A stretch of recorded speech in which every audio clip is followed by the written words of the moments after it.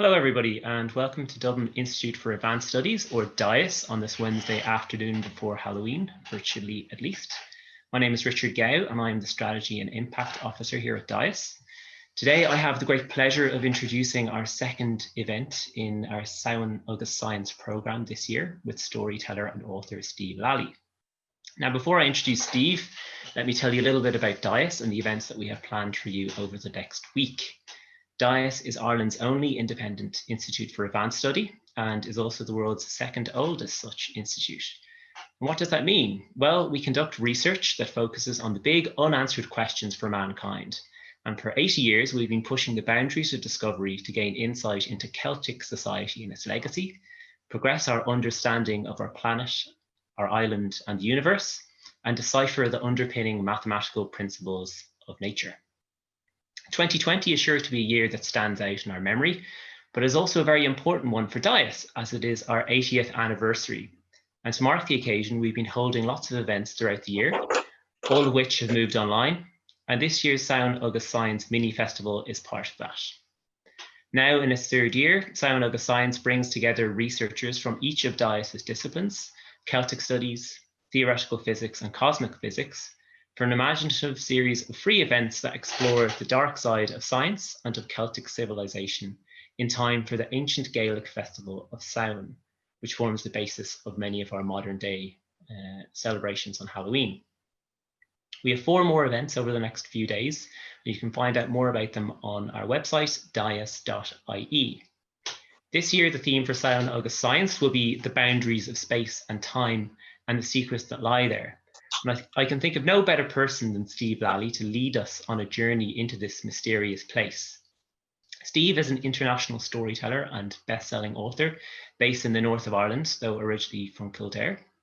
Steve's late grandmother was a Shankie, so he comes from a line of storytellers, and as a child he gathered up stories and stored them away for later years. He travels far and wide with his stories and is passionate about breathing life into this very important art form. Steve's repertoire of tales ranges from ancient Celtic epics of Ireland and beyond to stories of adventure and romance. He has written 3 books on Irish folklore, and his work is also part of a major anthology of Irish folktales. He has co-written with his wife Paula a unique anthology of fairy stories from the 32 counties of Ireland entitled Irish Gothic. In 2018, Steve and professional photographer Leo Dolan embarked on a project inspired by the book Irish Gothic to capture the fact that folklore and folk tradition still exists in 21st century Ireland in both rural and urban landscapes. Steve is in great demand and he's been commissioned by RTE to record 4 folk stories based on Samhain to be aired on RTE Junior Radio for this Halloween 2020. And today Steve will be talking to us about the strange and eerie experiences that he and Paula had while collecting the fairy stories for Irish Gothic, and he'll tell us about some of the fascinating people who were kind enough to share their stories with him before giving us a sample of this wonderful art form. If you have any questions for Steve during the talk, please feel free to type them into the chat here and I'll pose them to him at the end. And if anybody wants to tweet about the talk, you can use our hashtag DIASDiscovers. This talk will also be recorded and uploaded onto our YouTube channel next week.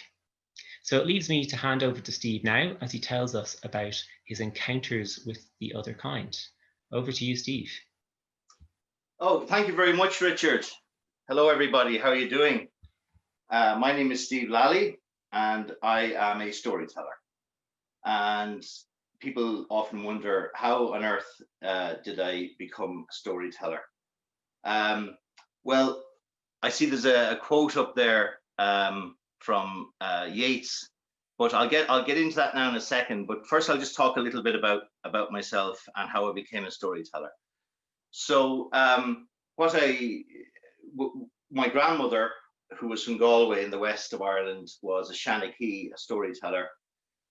And as a child, I would sit and listen to her tell stories about the sídhe, the sidhe, of course, better known as the fairies.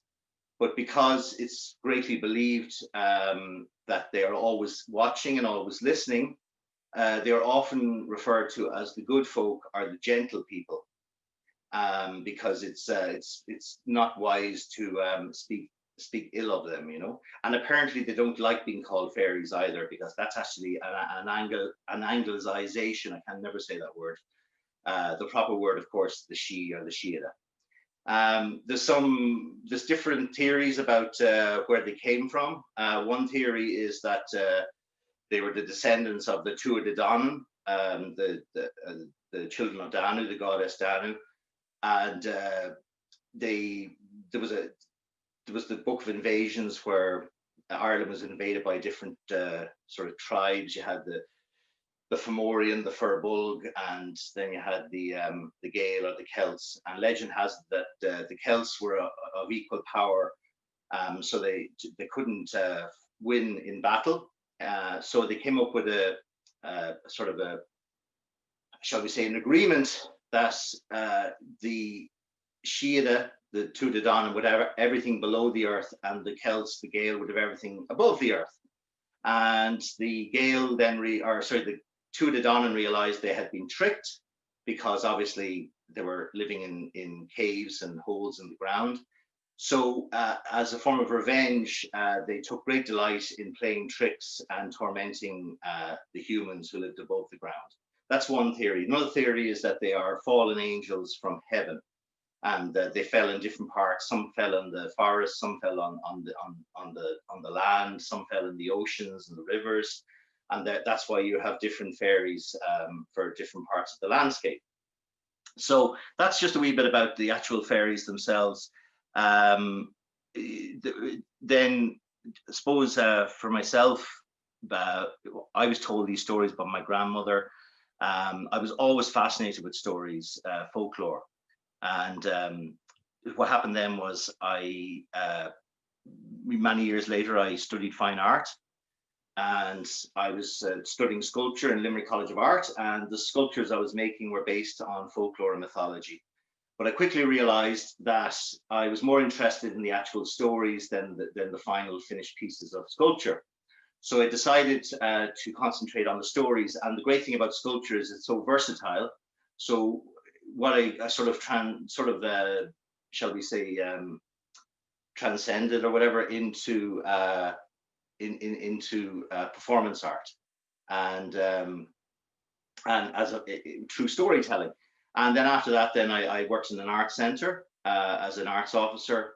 And part of my job was giving tours to schools of these exhibitions, very highbrow stuff. A lot of the stuff, you know, even with an art education, it was hard to make out what they were talking about. So to make it more accessible to the children and the adults, I gave what were called story tours. So I would tell stories about the artist, about the artwork. This thing took off big time, and it was a great way to get people in to look at the exhibitions. Then after that, I was offered a job to work with a mumming group, a group of mummers. I worked with the mummers for 4.5 years. And then I left to go out on my own as a full-time storyteller. And then whilst doing that, that's when I started writing books because I realized I had all these amazing stories, but they were all in my head. And I said, you know, I better start collecting them. So I started writing them in books, collecting them in various books of folklore, and then whilst doing that, doing other projects based around storytelling. And I've just started a master's. It's actually started this week in Limerick College of Art, doing the space MA, which is social practice in the creative environment, which allows me to continue my storytelling through the master's. So that's just a little bit about how I became a storyteller and how that came about. Now I want to look at there's a couple of quotes here. The first, can you hear me, Richard? Hello? Can anyone hear me? Yeah, I can. Okay. All I can see is WB8, so I'm just not sure. Well, there's a quote there from Yeats. Let us go forth, the tellers of tales, and seize whatever prey the heart long for. And have no fear, everything exists, everything is true, and the earth is only a little dust under our feet. Of course, Yeats was a great champion of Irish folklore, collected many fine folk tales himself, and Lady Gregory and Douglas Hyde and people like that. In the north of Ireland, you had people like Michael J. Murphy, John Campbell, people like that. But people all over, and then in Wexford you had Patrick Kennedy, and in Limerick you had Kevin Danaher. There was loads and loads of people that collected these stories. But what was interesting was that the sort of point of view that Yeats was coming from was the kind of romantic side of things, which is not necessarily true when it comes to the Irish fairies, because the Victorians sort of they sort of created this sort of almost Disneyland type idea of the fairies. You know, you often hear the storyteller Eddie Lenihan complaining about it, you know, that they're not these little Tinkerbell things. In fact, they're quite the opposite. Some of them are giants, some of them are just look like us. And the only way you know that they're one of the fairies is there's something strange about their eyes. So there's another quote I have here, if you want to bring that up, Richard.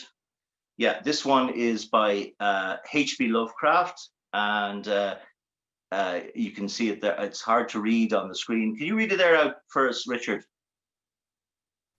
Yeah, no problem. So the most merciful thing in the world, I think, is the inability of the human mind to correlate all its contents. We live on a placid island of ignorance in the midst of black seas of infinity, and it was not meant that we should voyage far.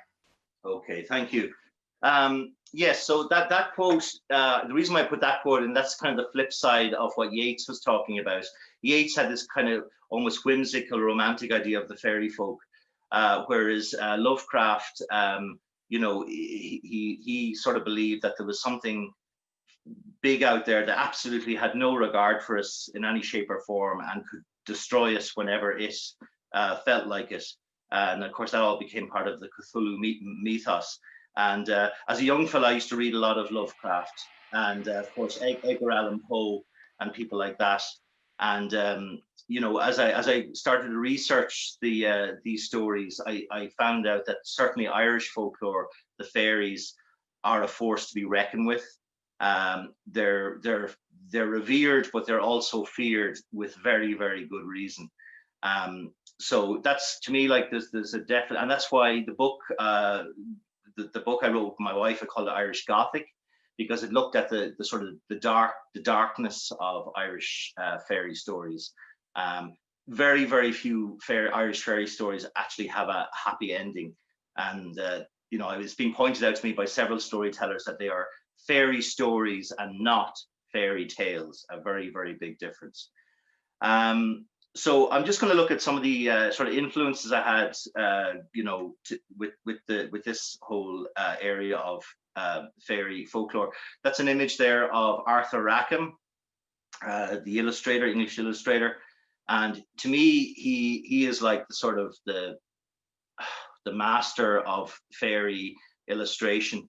When we were kids, my father bought this book for us. I don't know, you probably can't see it. It's called Irish Fairy Tales by James Stephens. And it was, this is an original copy from 1920. And the book was illustrated by Rackham, Arthur Rackham. And the stories in it are very dark and quite frightening. But he just really captured the essence of the kind of fairy world. If you look at his illustrations, they're quite sinister. Some of them are quite playful, but there's always something very menacing about it. So he was a major influence on me. And like I said, this book was read to us as children, and we would look at the pictures of Arthur Rackham, and it was amazing. If you look at his images, how much he combines nature. Like the fairy folk are almost, you know, they look like trees and rocks and things like that. They're very much part of nature, which is very much the essence of fairy folklore. So I think there's another image there after Rackham. Oh yeah, that's one of Rackham's images there. That's actually Rackham's drawing of the Storyteller, and you can see what I'm talking about. The old storyteller sitting telling tales to the children. But you can tell by the shadow on the wall, you know, it's not stories about Tinkerbell. I think it's a very powerful image and captures for me what the Storyteller is all about. So you can move on to the next image there. Oh yeah, so here's another guy that I was very interested in, a guy called Richard Dadd, better known as Mad Richard Dadd, Victorian artist. Of course, he's very famous for his painting. I think it's the next image. Yeah, that's it. The Fairy Feller's Master Stroke. I don't know if there's any Queen fans out there, but they actually wrote a song about it on their second album, Queen 2, which was another big influence of mine as a child, because the album is basically all about the fairy folk. But Dad, he sort of had this kind of whimsical idea of the fairies, which was ironic because he was a very, very dark character himself, and spent a lot of his time in a mental institution. And apparently this is where he painted this painting. It's a very, very small painting. It's not much bigger than A5. And story has it that he painted it with a brush with one bristle on it, because the detail is so fine. So, and then there's the next image then. Oh yeah, it's a bit small, but yeah, there's a Lady Cotting, one of the Lady Cottingley images. Now she was doing these sort of in the turn of the last century, around the time of the First World War, and it was, you know, it was almost like the very first form of Photoshop, where she basically created these little paper cutouts of fairies and posed with them, and they caused a massive sensation. But again, she was very much buying into the whimsical, romantic idea of the fairies. I think there's another image there of the Cottingley after that. Should be another one.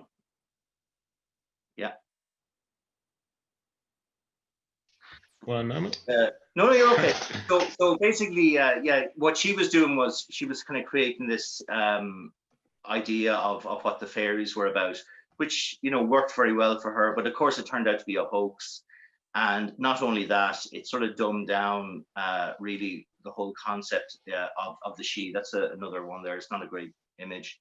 But oh yeah, now this is getting on to more serious stuff. That's a picture of Bridget Cleary and her husband Michael Cleary. Now, this is what I've been trying to look at in my research and in my collecting of stories. If you think about what Lady Cottingley was doing, and people like, you know, Richard Dadd was doing, which was a very whimsical idea of fairies. But this is actually a true story that actually happened.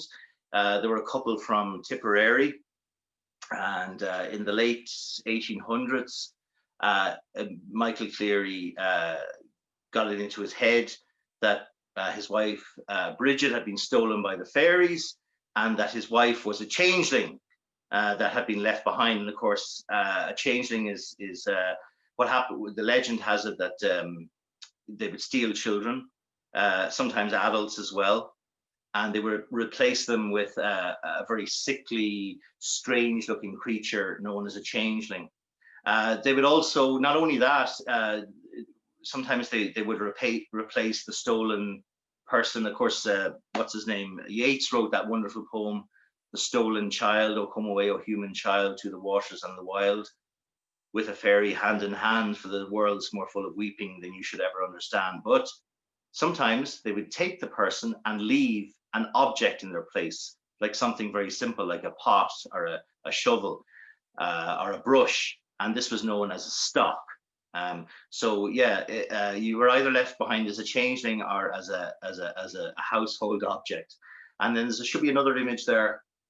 Yeah, that's a quote from Michael Cleary himself. Now when he got it into his head that Bridget was a changeling, he basically tortured her for quite a long period of time and eventually burnt her to death. This process went on for a number of days. And what's really horrific about it was that Bridget's father was involved, and the local priest and the local people of the area. And they sort of bought into this whole idea. But then it turned out, obviously, that you know, this wasn't the case, and he was punished for that, you know. So, you know, this is really what's quite frightening as well about fairy folklore, especially with changelings. Changelings was a way to sort of people who were, uneducated, didn't have much knowledge of medicine or psychiatry or anything like that. If they had a child that maybe had some form of special needs or a deformity, they believed that this child was a changeling, and these horrendous practices were carried out on these children, like horrendous stories. I mean, I hope there's no one too faint-hearted in the audience, but one of the things that they would do they would heat up a shovel in the fire, and they would put the child on the hot shovel, and because they believed it was a changeling, and the changeling would jump up the chimney, and then the real child would appear. Of course, this didn't happen, and usually ended in death and severe disfiguration. Then you had these fairy doctors as well. Some of them were genuine, some of them were not. And they used their the story was that they would spend 20 years amongst the fairies learning their ways and their medicines, and people would go to them for advice. At the time, you're going back, well over 100 years ago, people would go to these fairy doctors because they couldn't afford medical doctors, and B, they didn't trust them. As I say to the children I'm working in schools, I say, if you went to a quack, back in the 1800s, and you had a sore leg, they cut it off. So I'd say to them, can you imagine if you went to them with a sore head, you'd be in big trouble, So rather than having your leg amputated or being covered in leeches, they would go to these fairy doctors. But like I said, some of them abused their powers, and again, people were treated very, very badly because of this. So that's just a wee bit about. And then there's another image there coming up. Should be? Yeah. Okay. Now we're getting on to here where I grew up. I'm originally from a place called County Kildare, obviously County Kildare, but a place called Rathkati, which is a little townland in County Kildare. What's interesting is that the townland of Rathkati is not that well known. I mean, there's a church, a school, and then there's a mill, and there used to be a shop. The shop has since closed down, and of course there's a pub, but that was it. But it's sort of going way back, Rathkati was quite a big hub of activity, because you had Rathkati Castle. The original Norman castle was owned by the Wogans, and then you can see the sort of manor house in the background. Rathkati House, which is also known as Rathkati Castle, was owned by a guy called Archibald Hamilton Rowan. He was heavily involved in the 1798 rebellion, and apparently Wolfe Tone had spent time there, and other people from the rising. But what's as a child growing up, this was our playground. I mean, most kids, they play in the streets, or they play in their back garden, or nowadays they just sit in their room with an iPad or something. But when we were children, this was our playground, and it was just a magical place for a small young boy to play. And I always thought there must be some story behind this, and I would ask local people, and no one really seemed to know too much about it. But then as I got older, when I was reading more folklore, I found out by reading a book by a gentleman called Patrick Kennedy. I don't know if you can see this, but I can show it to you at the end if you can't see it. I have an original copy of his book, which is called Legendary Fictions of the Irish Celts, which was published in 1866. And in this book, there's the story of the Rathkati Pooka. Basically, and because what's interesting about the Pooka takes many forms. Pooka simply means ghost, but in different counties of Ireland, for example, in Kerry, it's the Puck goat. In Derry, it's a dog, a black dog. funny enough, in County Meath, it's actually a snail, the pooka prania, and there's actually a thing that people would do where they would take a snail and they rub the snail's back and say, "Shelly Pooka, show me your horns. Shelly Pooka, show me your horns." When you rub the snail's shell, it would stick its head out and the horns would come out. And that was supposed to be the pooka answering your call.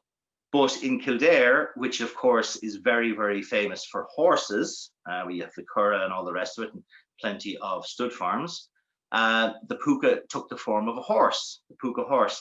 And in Rathkati Castle, that's where the story of the Pooka Horse took place. And it's one of the stories that I perform frequently. It's a wonderful, magical, and frightening story. And then the next picture, again, it's very small, unfortunately. It's just I got these off the, oh, there we go, thank you. This is Rathkati Fairy Fort, which is just, it's hard to see, but if you can just see in the background, you can just see the sort of shape of Rathkati Castle. And the story was that's actually where the pooka lived. There's a line from Yeats's book of Irish folk tales, and it goes, "I am the Pooka Horse, I dwell amongst the ruins and the hilltops, and I am driven monstrous by much solitude, and they say I'm of the race of the nightmare." And the ruins and the hilltops, because Rathkati Castle is on Rathkati Hill, and of course the castle itself is in ruins. So that's actually what he was referring to. And it's so interesting that, you know, they're there, you know, and that's what I think is so wonderful about Ireland. You know, a lot of other cultures, like especially in the New World, you look at someone like Robert E. Howard, who created Conan the Barbarian. He based Conan very much on Cuchulainn, but it was all very much out of what he read and his imagination. But like as a young child growing up, I mean, it was actually there in front of me. You had Rathkati Castle, the proof was there. And not only that, you had Rathkati Fairy Fort, where it was the dwelling place of the pooka. So, you know, very, very exciting as a child. So we'll go on to the next image. Sorry, one moment. Yeah, no problem. I think it's Kilkee Castle, if I'm correct. I think. Oh no, that's okay. That's actually my drawing from Irish Gothic of the Pooka Horse. I just thought I'd put him in there. So yeah, so this character, the Pooka Horse, he kind of goes everywhere with me. And what's lovely about being a storyteller is I feel like the characters from the stories and mythology, they're almost like friends and acquaintances. And not only that, you know, they sort of keep you in line as well, because you read the stories about, you know, what happens if you misbehave, and you know, they sort of keep you in line. So, you know, I'm never alone. I always have the sídhe to keep me company. So we'll just go on to the next image. Okay, great. Now this is Kilkee Castle in County Kildare also. It's just outside of, Kilkee is just outside of Athy. Where I'm from, where Rathkati is from, is North Kildare, and Athy, Kilkee is South Kildare. Now this castle was owned by Earl Gerald Fitzgerald, the 11th Earl of Kildare, and he was also known as the Wizard Earl of Kildare. He also owned Maynooth Castle in Maynooth, of course, where Maynooth College is, and where they used to train the priests.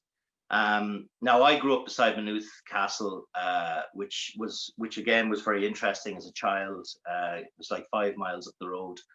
And the coat of arms above the entrance to Maynooth Castle has 2 monkeys on it. And I always found it fascinating why were these monkeys? And the story was that Earl Gerald, who was an alchemist, that's why people believed he was a wizard. He kept a monkey with him. And it was also believed that this monkey was a changeling, or sorry, not a changeling, a familiar, excuse me, a familiar. But this was his main castle, Kilkee. And as you can see, it's quite a magnificent building. There's a fantastic story about Earl Gerald Fitzgerald, which I included in my book, Kildare Folktales. So if you just move on to the next image, it's I don't know if you can make that out. This is actually quite high up on the castle wall, and it's an image of what is believed to be the Wizard Earl fighting the devil. This was put up as a sort of an omen or something like that to ward off the devil from the castle. It was almost like his own personal sídhe na gigs that the monks had in early Christian churches, but this was a slightly more, shall we say, darker version of a sídhe na gig. So you can go on to the next image now. Okay, that's again not a very, oh, there we go, lovely. Now I included this photograph. These are children from as you can see, quite a long time ago, going trick-or-treating. Now, when I was a child in Kildare, when we go trick-or-treating on Halloween night, we didn't call it trick-or-treating. We called it going on the pooka, which obviously pooka means ghost. But I also, I thought it was interesting that because of this, especially in Rathkati, the story of the Pooka Horse, there was obviously a connection there. And you can see these kids here. I see someone there talking about the ran or the wren. Yeah, that's right. You had wren boys and stuff, but this image here just reminds me very much of the kind of costumes we would wear, very homemade sort of stuff. We'd also go on the wren or the ran. The wren, the king of all birds. On St. Stephen's Day, got lost in the firs. We hunted them up, we hunted them down. Hurrah, boys, hurrah. And like I said, when I worked as a mummer, this tradition, the sort of wren boy mumming tradition was very big with masks. But I just thought it was an interesting image because it just reminded me of the kind of very homemade costumes. And there's something quite sinister about them. I mean, I think they're actually more frightening than these modern ones that are based on horror films. I'd be a lot more frightened if I met those guys than some fella dressed up, as Pennywise or something like that, So we'll just move on to the next image.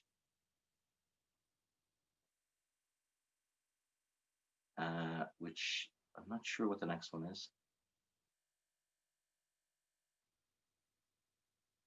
So while we're waiting for the image anyway, so my childhood in Kildare was, it was almost like living folklore for me, because I played in these places.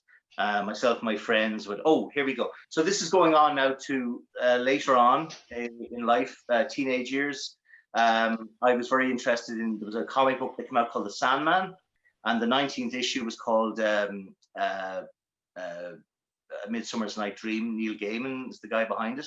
And I painted a mural of Puck from or Robin Goodfellow from Midsummer's Night Dream on my wall. And this is a photograph that I took of it.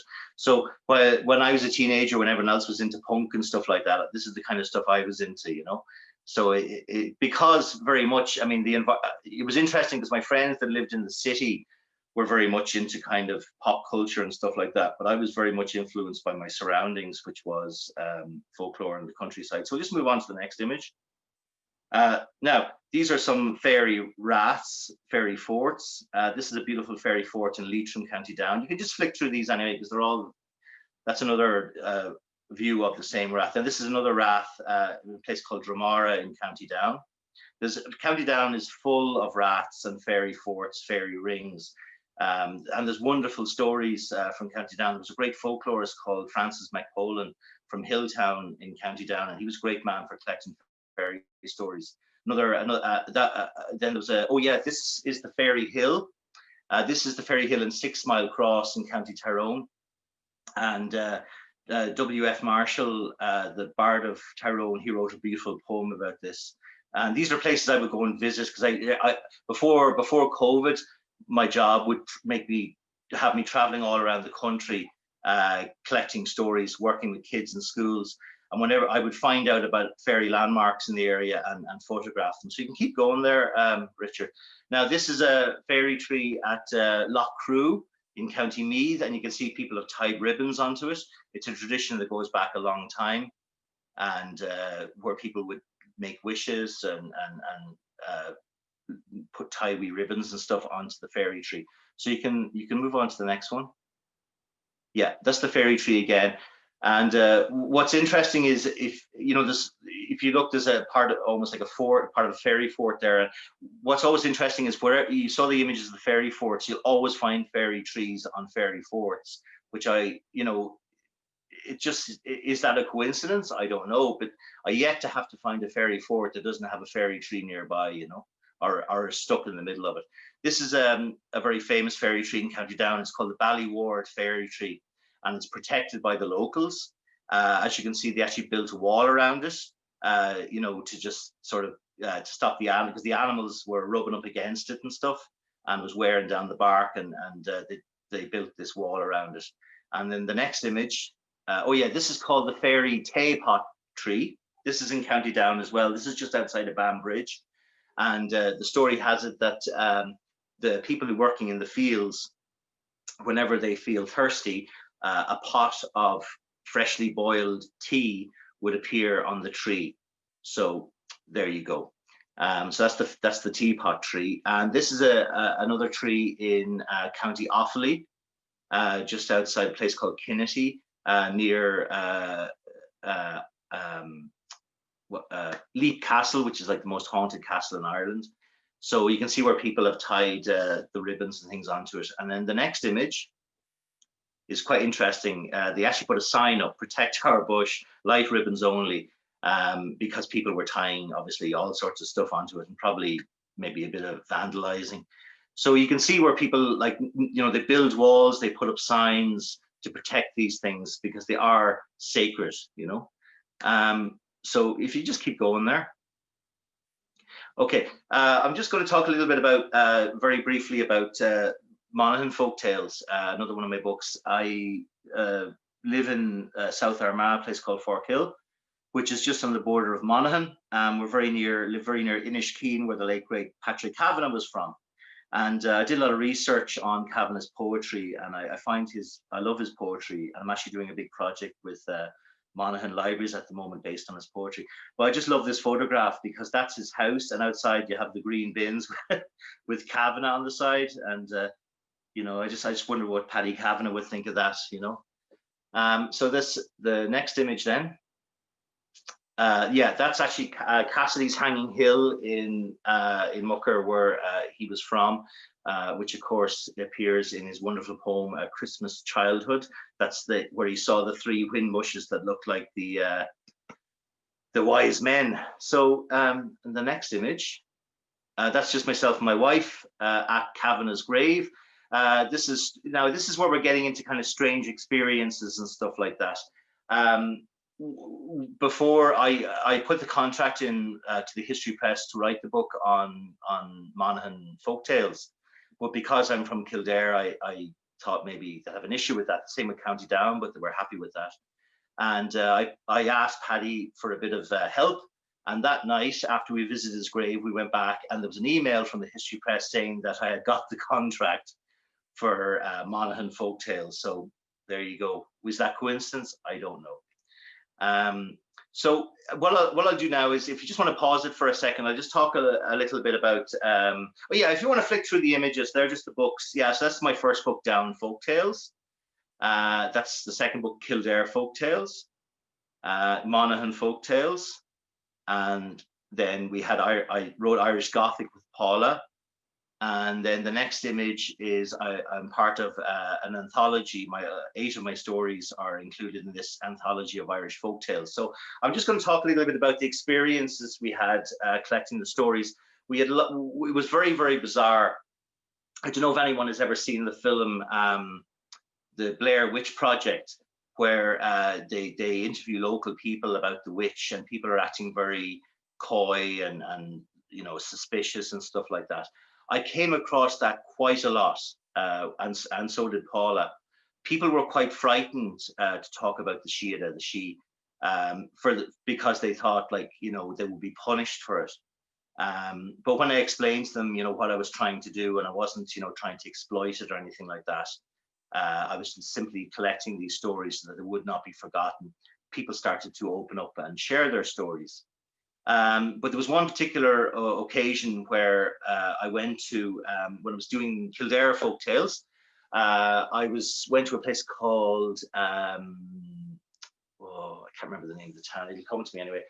Milltown in County Kildare. And that's where the wise woman, or the Ban Fassa, Moll Anthony came from, Moll Anthony of the Red Hills. And she was a healer, I suppose, like I mentioned earlier, a fairy doctor.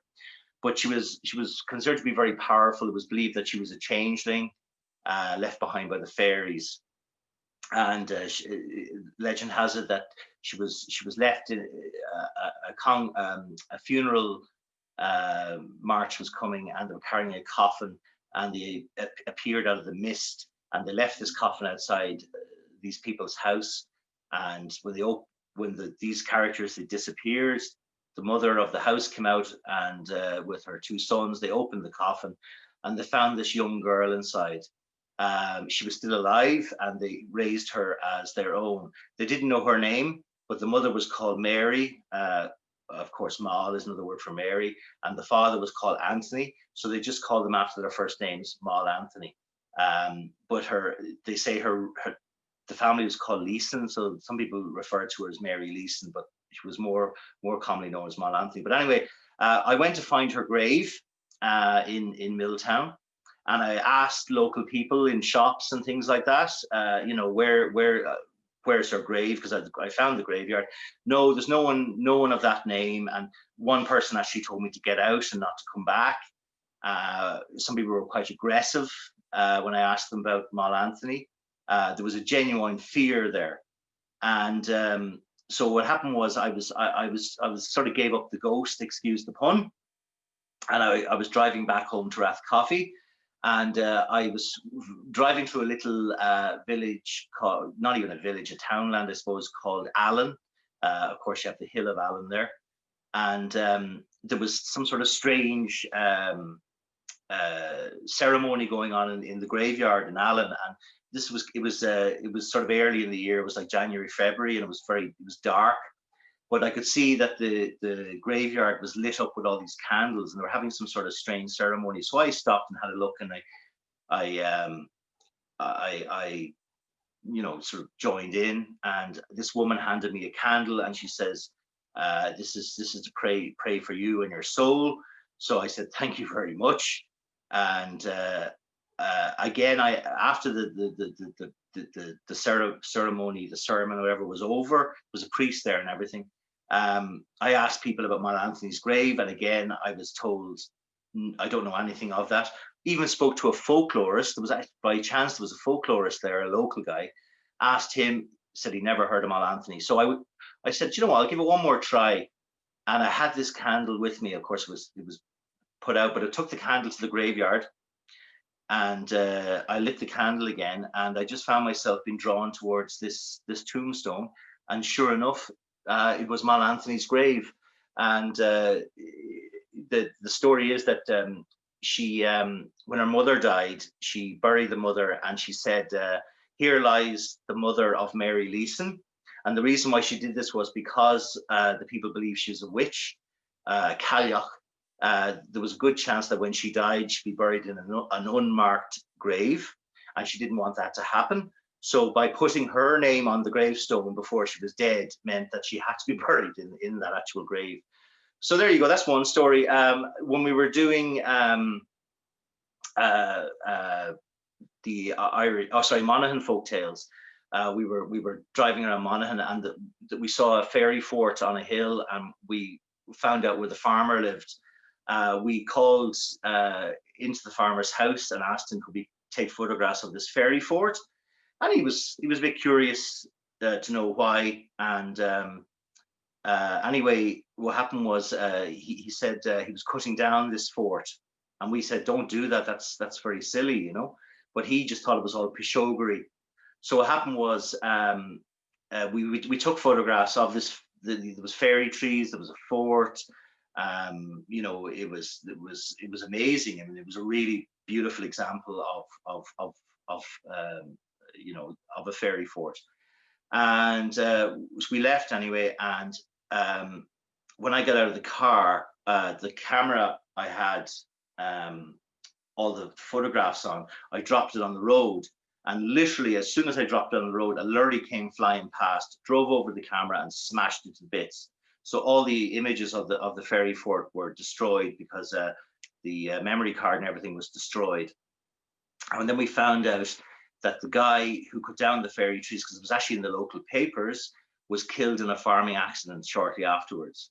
So, you know, that's another experience that we had, which was quite eerie. And the fact that we have no proof. So it's almost like, you know, anything, because he destroyed the fort, it was almost like the fairy folk said, well, you know, we don't want any, you know, no proof of it, you know.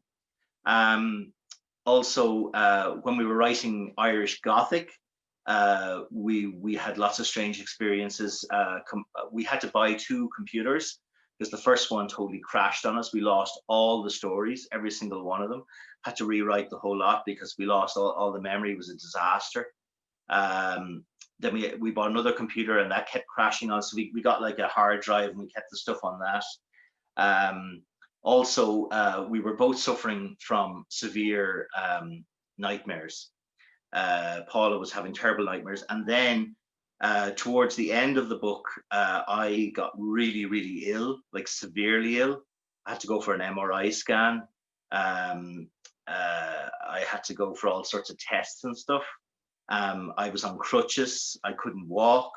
Every doctor I went to like, you know, the Royal Hospital, I went to Craigavon Hospital, I went to Daisy Hill Hospital in Newry, and they all said that we have no idea what's wrong with you. You have no, you know, signs, like all your blood tests are fine, everything's fine. But yet I was practically crippled. And so what we did was we went, we spoke to a guy called Pat Noon, who's somebody might have heard of him. And we said, like, you know, what should we do? You know, we're having all these problems, nightmares. I was seriously ill, computers crashing, all our cameras, photographs were being destroyed. It was just getting really, really bad. Car, you know, we'd be on our way to go somewhere, car would break down, loads of stuff. He said, you need to go to a fairy tree and ask their permission. He said they don't mind you writing the stories, but they want you to ask their permission, and obviously you haven't asked their permission. So we went to a fairy tree and we paid our respects and asked permission, and literally the next day I was fine. All the symptoms went away, our computer started working again, and that was that. Now, I don't know if that's coincidence, but I don't think so. You know, and those things actually happened.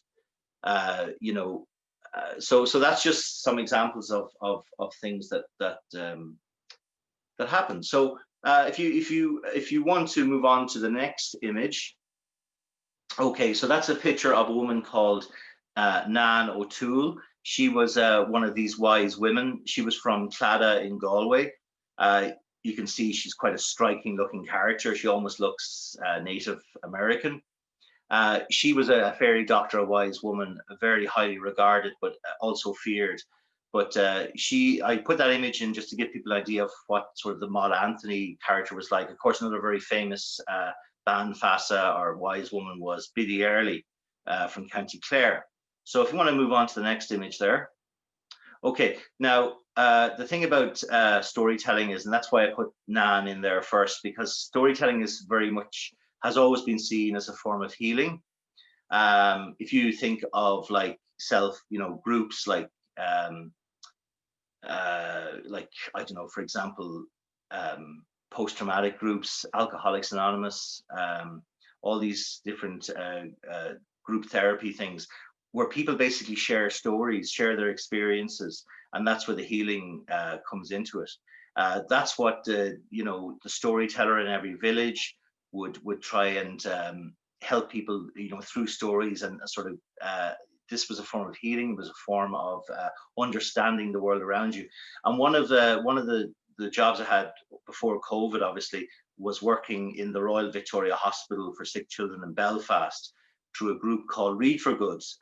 They're a charity based in England, and I was the official storyteller in the Royal Victoria Hospital for Sick Children.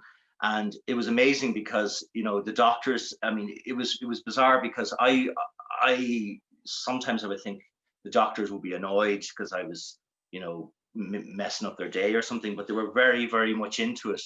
And they said like these children benefit from this because they're laughing and they're taking part. And what was really important about it as well was the parents got involved, because obviously the parents were, very full of anxiety and stress because of what was happening to their child. But they would get to take part in the stories, to see their children laughing, and it was just all the sadness just disappeared for a while. It was wonderful work, quite heartbreaking at times, but very, very rewarding. And it's interesting, even in the modern age, how storytelling is still used as a form of therapy and healing in the medical world. So I think if you think about the shaman of a village and stuff like that, the story was so important, to keep the village almost spiritually safe. So that's just an image from, and it's actually those kids there. Oh, sorry, those kids are okay, by the way. They came out of their chemotherapy and they're all good. So you'd be pleased to know. Okay. So this is just some of the other storytellers I work with. That's my wife there, and that's myself. And in the middle there is a guy called Len Krabal. He's a storyteller from America. African American. He's a wonderful storyteller, a real character. And I work with storytellers from all over the world. People like Peter Chand from India, just Raphael Rodin from Holland. I mean, just Nikki Namadra from Australia. I mean, the list goes on and on. And of course, Liz Weir from the north of Ireland, and Jack Lynch from Dublin, and I could go on about that, but I just wanted to show this just what's lovely about storytelling as well. It's a wonderful way to engage with different cultures, meet different people from around the world, compare stories. And what I loved about before this COVID nightmare was the fact that I literally got to travel all around the world telling stories, and meet these wonderful people. So that's, if you want to move on to the next image. This guy here, I don't know if anyone recognizes him.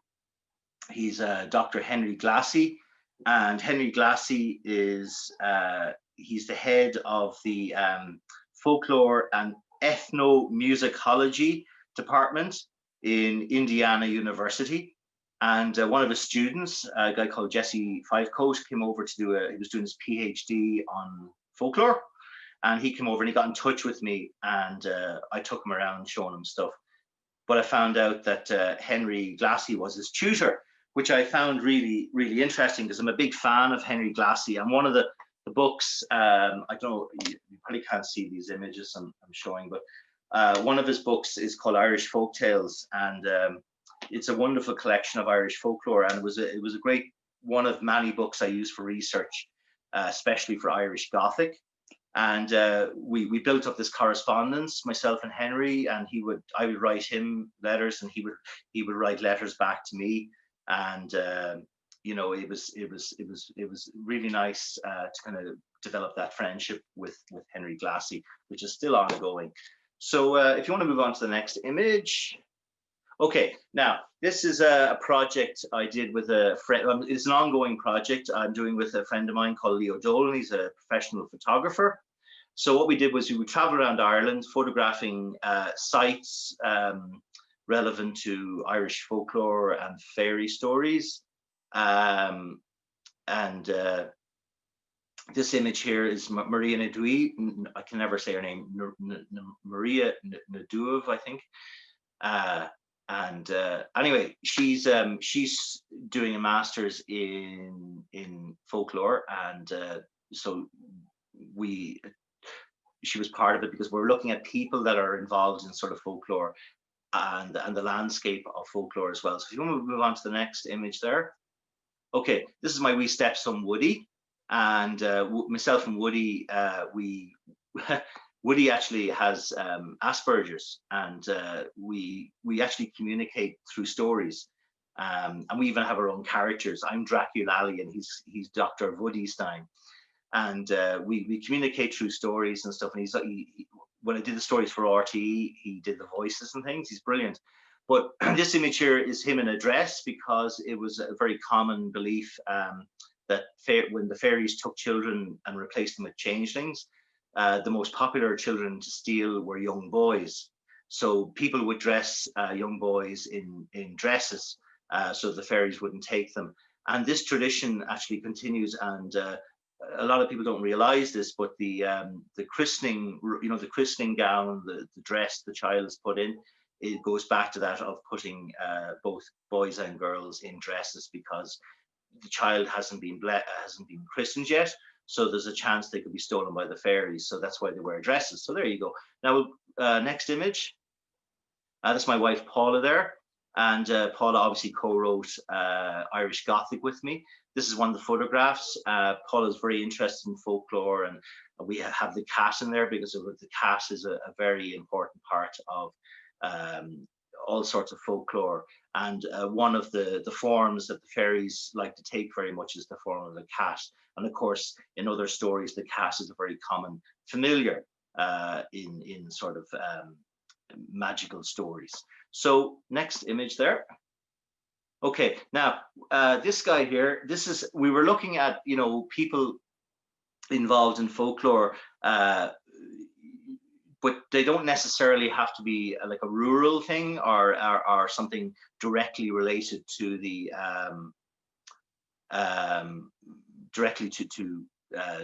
the fairies, if you know what I mean. So we were looking at kind of the whole idea of what folklore is. And when I be talking to kids and stuff in schools, a lot of kids think folklore is something that's very old and it's something from long, long ago. But I explained to them that folklore, there are folk heroes in modern society. There are folk stories, urban legends, things like that. Now, this chap here, his name is Jim Riley. Jim Riley was the original drummer with the famous punk band Stiff Little Fingers. And of course, they were very important in the punk movement, and especially in the north of Ireland. As Terry Hooley said, what did he say? Oh yes, London had the trousers, New York had the hairstyles, but Belfast had the reason for punk to happen. So there you go. And if you just want to move on to the next image. Oh, okay. Now we're going back to the countryside again. This is Pat Noon. I don't know if anyone's familiar with Pat Noon. Pat Noon owns a fairy field in County Galway, just outside of Ballinasloe. He's a real character. He's a fairy whisperer. He converses with the fairies. He has spent time with the fairy folk. He's also a healer. And people come from all over the world to visit his fairy field, and he's a good friend. And he was wonderful to have part of our project of collecting people in sort of the concept of modern folklore in the 21st century. He also, on his land, he has a portal that leads directly into the fairy realm. So there you go. So if you want to go on to the next image. Okay, that guy there is Michael Fortune. I don't know if anyone's familiar with him. He's a folklorist from County Wexford. I actually went to college with Michael when I was in Limerick, College of Arts. See, after that, then I went on to college in University of Ulster. That's what brought me to the north. But he's a very well-known folklorist. His site is folklore.ie, and there's a photograph of him in what's known as a wart-stone. And you can see the cows there behind him. It's in the middle of a field, and the story was that this stone was left behind by the Fir Bullock when they were being chased out of Ireland by the Tuatha De Danann. And there's sort of a dip in the stone that gathers water, and people still go there to this day to heal warts. So there you go. So we'll go on to the next image. This guy here, he's a wonderful character. He's a poet. He's a farmer poet. Kind of similar to, I suppose, what Kavanagh was like, and his poetry is all about the land and nature and stuff like that. His name is Patsy Mcdermott, and he's from County Cavan. And that's a photograph of me with Patsy. But if you just move on to the next picture there, that's the photograph that we used as part of the series. This is Patsy in what's known as a fairy field. And it's part of his land that was owned by his father and grandfather and generations back. But fairy fields are notorious for getting lost in. If you go into a fairy field and you try to leave it, you won't be able to find the gate and stuff like that. So his own father was trapped inside this fairy field for a couple of days, apparently, but he remembered that if you put your coat on inside out and turn around 3 times, another thing you can do is put your left shoe in your right foot. You will find a way out of a fairy field, and this is a Patsy with his coat inside out in that very fairy field. And the logic behind this is that the sídhe, the fairy folk, fear madness. They think it's contagious. So if they see you acting strange or odd, they will basically let you go because they don't want you about the place. So there you go. Next, oh yeah, that's a photograph of me with the artist Sean Hillen. He was part of our photography project as well. Sean's a very well-known artist. His work, to me, is a very good example of kind of modern folklore. Originally, he would take a lot back in the 70s and early 80s, took a lot of photographs of the Troubles. He's from Newry. And then he did the series called Irlantis, where he did these kind of photo montages of images from what was your man's name? The postcard guy. Can't think of his name. Really famous. The guy did the lurid colors. I can't think of his name. Anyway, he would take these old photographs or postcards and combine them with images of the Troubles and various parts of the world, sort of creating a kind of a modern mythology, So the next image. Okay, this is me with a guy called Mickey McGuigan. Mickey McGuigan is a hermit. He lives in South Armagh. He's a storyteller. He's one of the last true Shanakees. Now you will not see him advertised. You will not see a poster or And it was really nice to meet him because this guy to me is the real deal. He's not in it for anything other than his sheer belief in it. And he took me up to the mountains around South Armagh, like Steve Gullion and stuff, and showed me wonderful things and told me stories of the landscape. So if you move on to the next image, that's known as the Witch's House up around the mountains around Steve Gullion here in South Armagh. Supposedly a witch, a Cailleach, lived there, and he took me and showed me this place and told me the story about it and everything. It was fascinating. So you can move on to the next image. Okay, that's me with Leo Dolan. That's the photographer who took the photographs earlier, with Pat Noon outside of his house in County Galway. So and the next image then. This was a book that was done by a guy called David Gannon. He's a photographer, and he did a book of Irish storytellers, and I was very pleased to end up on the front cover of it. So again, it was interesting to see, what he was doing a similar thing. Only his was actually just purely storytellers, where we were looking at all elements of folklore, And then the next image. Oh yes, this is another guy I work with, a guy called Bill Hazard. I don't know if anyone has ever seen the shows on YouTube called Pulling the Devil by the Tail. He makes these animation stories based on sort of Irish folklore. They're very, very funny.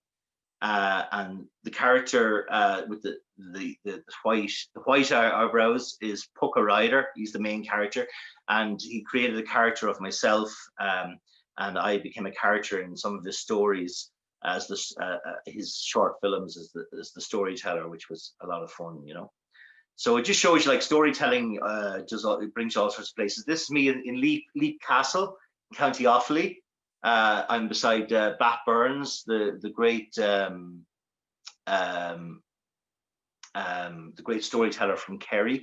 Now, the reason why I put Bat in there, Bat's to me, there's only a sort of a handful of storytellers that I would consider to be master storytellers, like almost like Jedi masters of storytelling.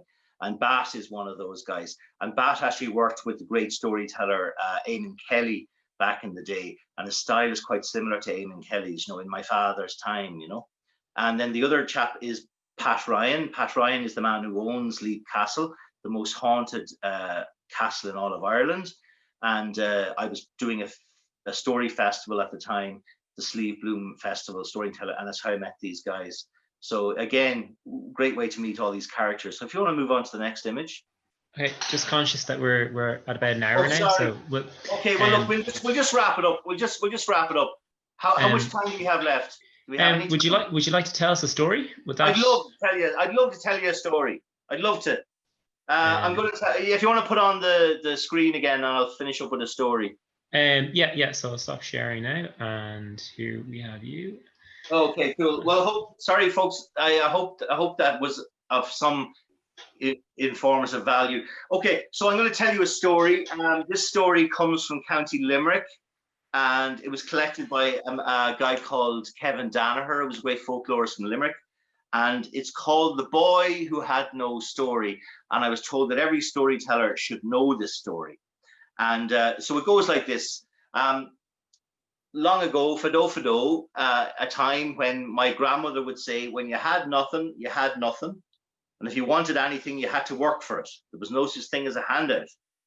And so back in the day, if you didn't have a trade or a skill or own a farm or a bit of land, you were pretty much destitute. Sadly, where a lot of people ended up was the workhouse, which was a fate worse than death. So what people used to do was, to avoid the workhouse, they would work as hired workers, and people would go to these hiring fairs and hire themselves out to farmers to work. The men would work the land and with the livestock. The women usually worked in the big houses and did that and that sort of thing. The sort of official name for these hired workers was spalpeens, and spalpeens were very, very popular. Now you're going back. These spalpeens went back hundreds of years, but this story takes place about maybe just shy of 200 years ago, just before the famine, And these spalpeens were so popular because they traveled all over the country. They visited all the villages and the towns, the townlands, and they got to hear all the gossip. They got to hear all the stories, all the legends, and people loved to see them coming, because there was nothing people loved more before radios and televisions and iPads and the internet, was, after a hard day's work, was to sit around a nice big warm fire and listen to a good story. So the more stories the spalpeen knew, and the better stories the spalpeen knew, the more work he or she got. Now, the boy in our story, his name was Tom.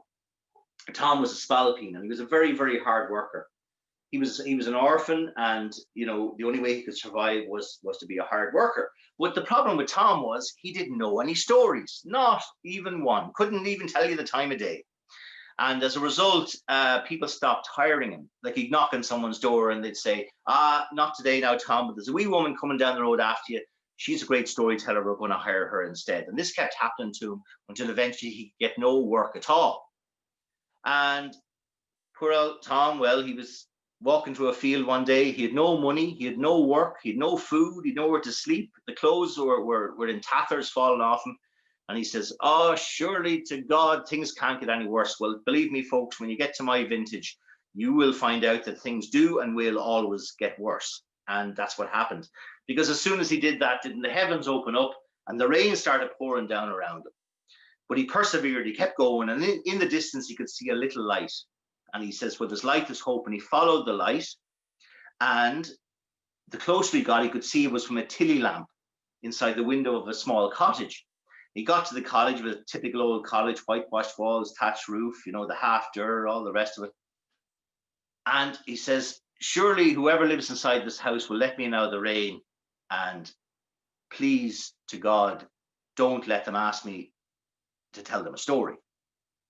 So he raised his fist and he was just about to knock on the door of the house when the door of the house opened up. And standing in the doorway was a tall man dressed from head to toe in black. He had long black hair and a long black beard and eyes that burned like coals. And he says, hello, Tom. I've been expecting you. And Tom thought, this is very strange, most peculiar, for he'd never met this man in his life. And he says, Tom, get in out of the cowl there. And Tom came in, and the house was lovely and warm, the big kitchen.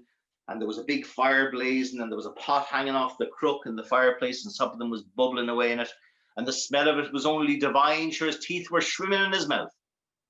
And the man says to Tom, he says, "Tom, are you hungry?" And Tom says, "I'm starving."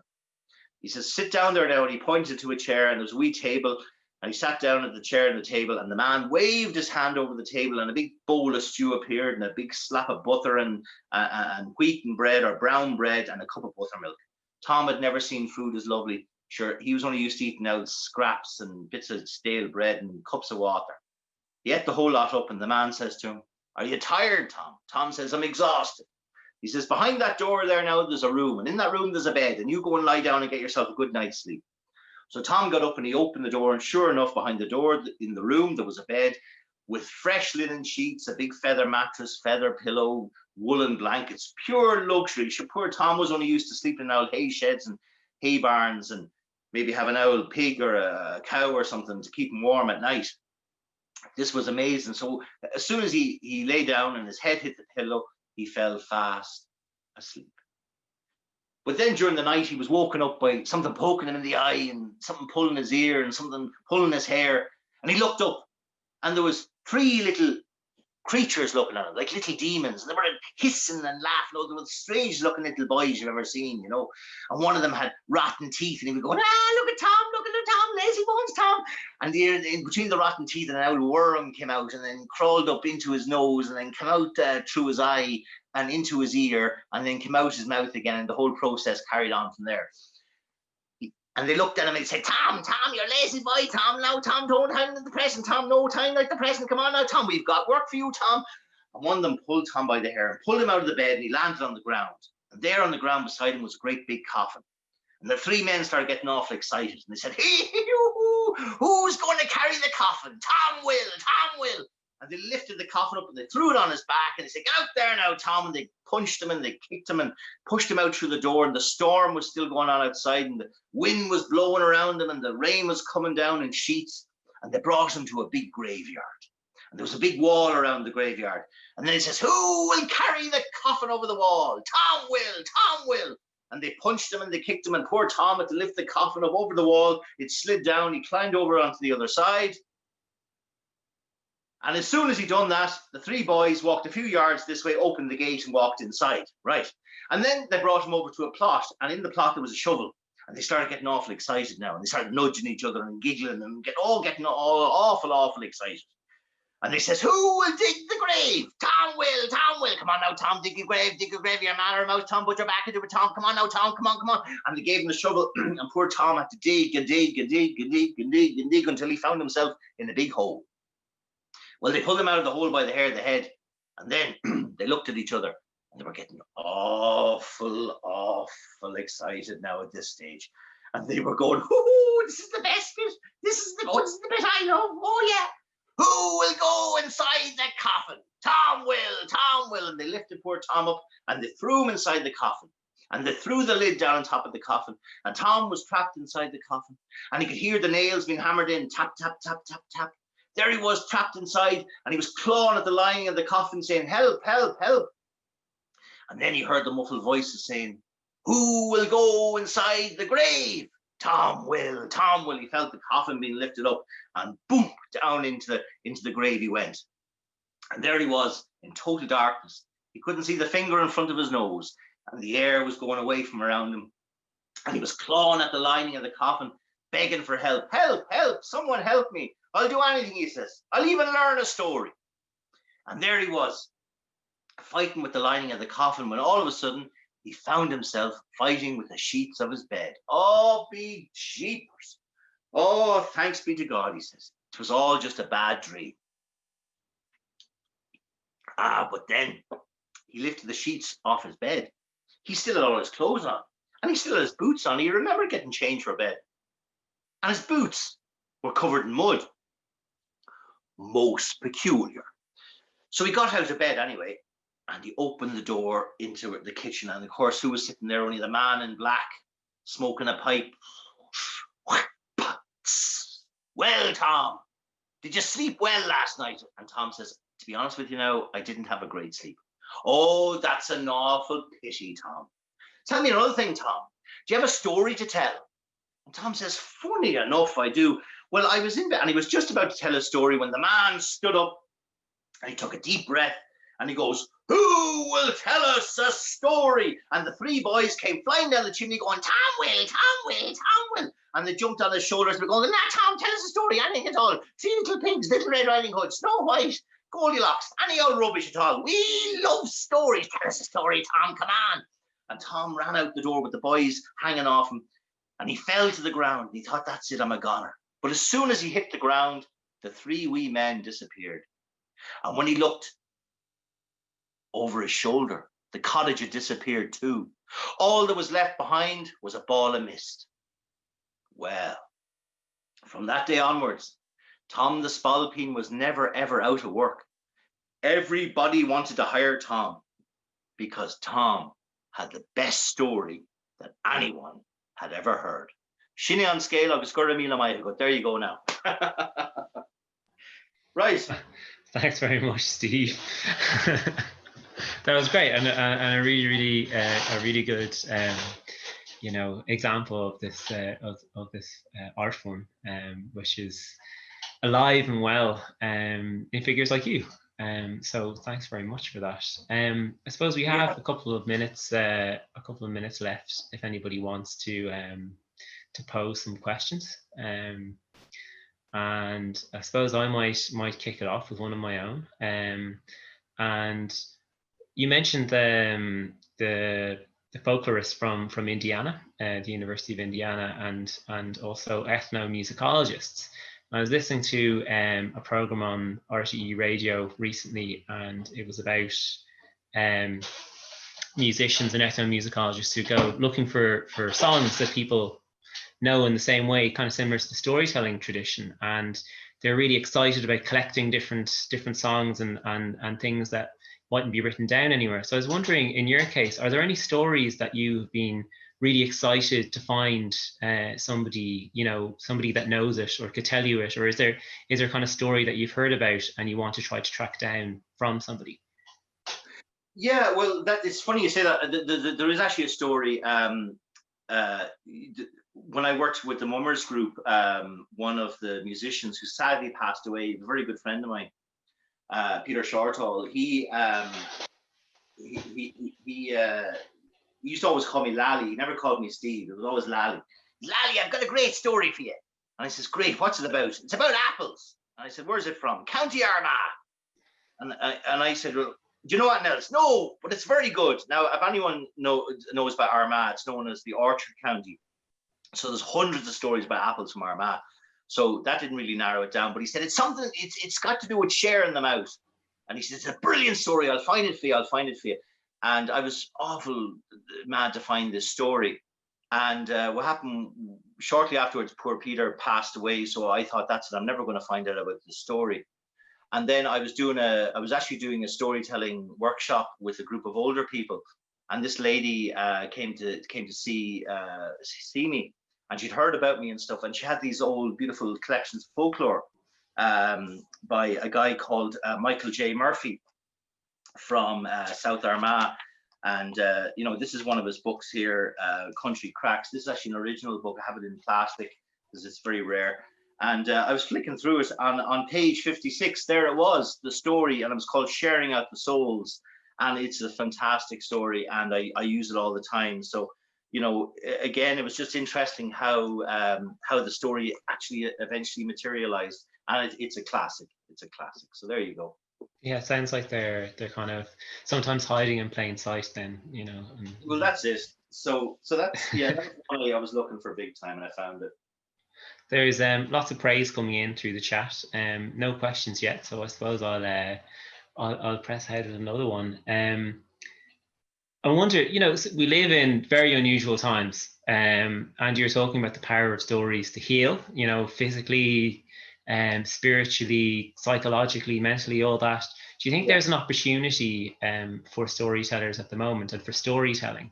I know you talk quite a lot about technology and how this has changed things for people, but do you think there's a role, a new type of role for storytellers at the moment, in light of all the things that are happening around us, and so much negative. Yeah, I very much think so, especially now, because I mean, in modern society, long ago, like when I was growing up in Kildare, in Rathkati, it was all about community. Everybody knew who everybody was. They all knew what they did. They probably knew more about yourself than you did yourself. That kind of way. And if you were ever in trouble, you went to a neighbor and stuff. But now in modern society, where people being crammed into tower blocks and stuff like that, people are very much cut off from the world. But what's kind of interesting is because of COVID, because people can't go out too much and interact the way they used to, they have to rely on online. So I mean, since COVID kicked off earlier in the year, I have been doing an awful lot of online storytelling, and I'm getting a lot of like older people like that weren't able to leave the house anyway, because of had medical conditions and whatnot. People with very young children, people with children with learning disabilities, stuff like that. They were finding the stories really helpful because it sort of almost got them out of being trapped inside the house and stuff. And now that everyone is kind of in the same boat, storytelling is a great way for people to communicate with each other, share their stories, entertain each other. And what's really lovely about it is it's humans entertaining humans. It's not like being entertained by some screen, or some robot somewhere. It's actually people interacting with each other. So I think storytelling is going to. I feel it's almost going through a renaissance, almost out of necessity as well, which I think is quite interesting. So there you go. Yeah, I mean, I think my experience of the recent restrictions, lockdown, and again coming into effect last week, has been, I've actually been living at my family home where I grew up, and because the space that you're allowed out into is quite limited, I've been spending a lot of time just walking around in the area and kind of revisiting places from my youth, and kind of the little pieces of history that are attached to them, and evidence of past uses of different buildings and things like that. So again, it's part of this. There are stories all around us, and I wondered if you had any tips for anybody who might be interested in storytelling as an art form, or how to find out about stories. How do you go about it, and particularly if you're interested maybe in a specific place, like maybe where you live, or where you grew up, or something like that? Well, I mean,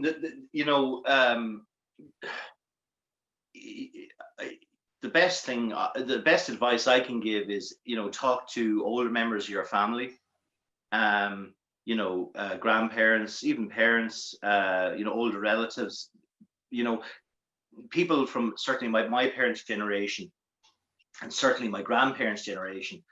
Stories were so common. I don't mean necessarily stories about the fairies, but just stories about characters and the way and things that happened, and sort of old traditions and stuff. That's a great way to kind of find out about that.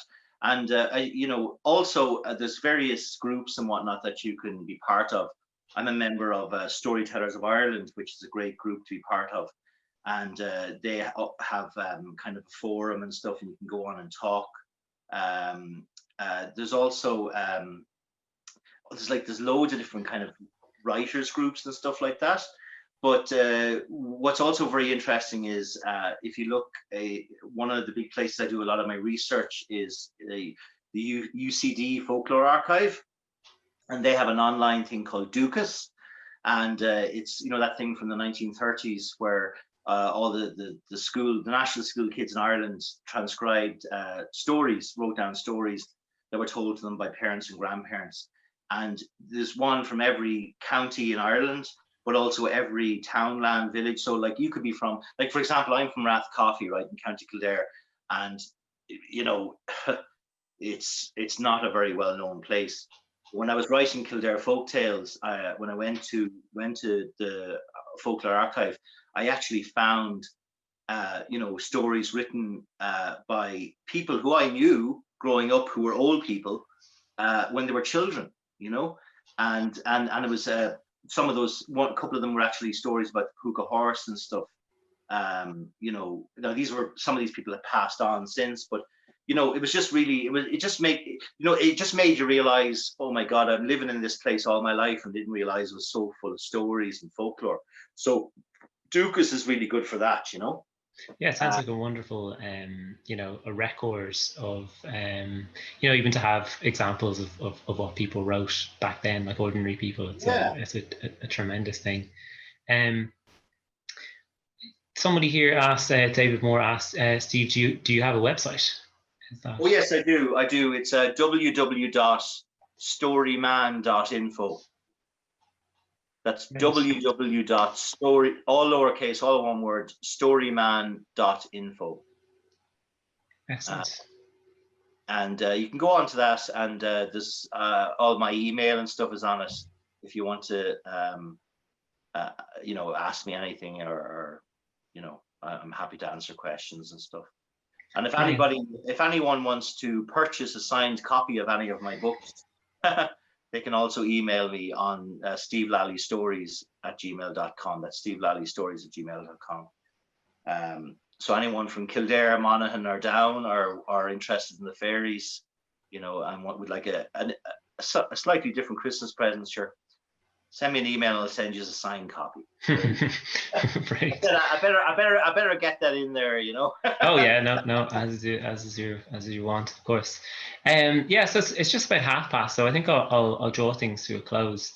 So it leaves me to thank Steve very much for his talk and for talking about it, so describing the art form so vividly, and then also for that absolutely cracking story, which was just great fun. And but we'll look forward to hearing more from you, Steve, and to your I hope so.